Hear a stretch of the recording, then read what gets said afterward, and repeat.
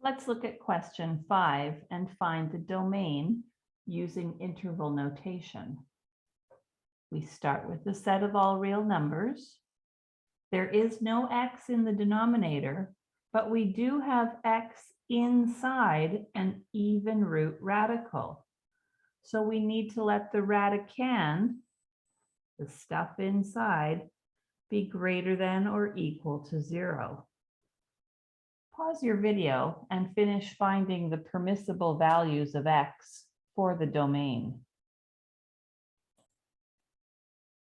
Did you remember when dividing by -2 that the sign changes direction? The permissible values are x less than or equal to +3/2. If we think about that on the number line, we have less than or equal, so we're going to use a closed or square bracket, or we could use a closed circle, and we're shading towards -infinity.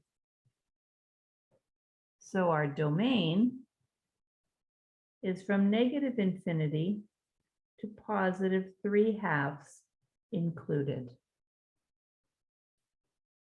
Question 6 looks like an excellent test question. Why don't you give it a try? We start with the set of all real numbers, and then we see x in the denominator.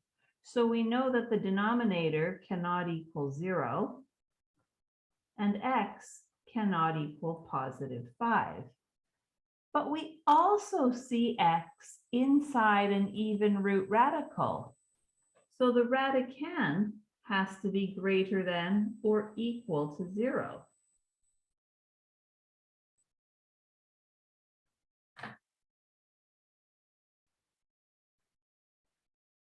What do we do with these two pieces of information? Again, the number line is really useful. I know that x has to be greater than or equal to -4, heading towards +infinity, but I also know that x cannot equal 5. So we've created two intervals for our domain. We have a domain from -4 included to 5 not included, with the union of the set 5 to infinity.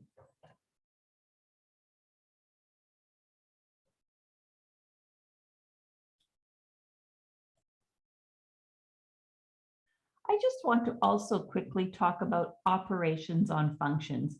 This is more about explaining what the math means.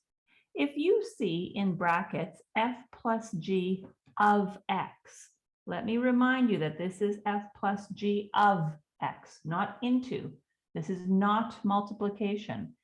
This tells me that we're just going to add the two functions, the f of x plus the g of x.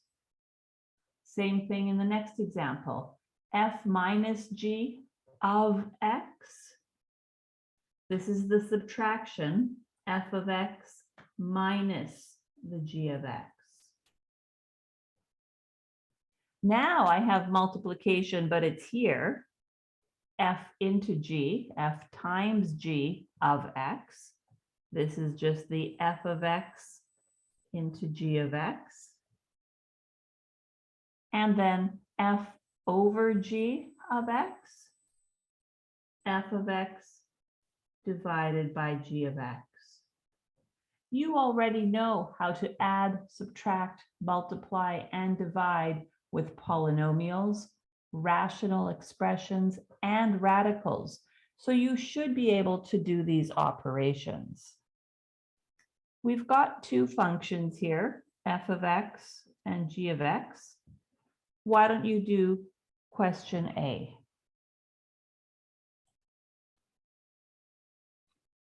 So the only thing you needed to remember with this question was, of course, the brackets here because you are subtracting all of the g of x. Pause your video now and try part B. You did have to remember here that every rational expression should be written in its simplest form. So you needed to factor and then divide out that common factor of x minus 2.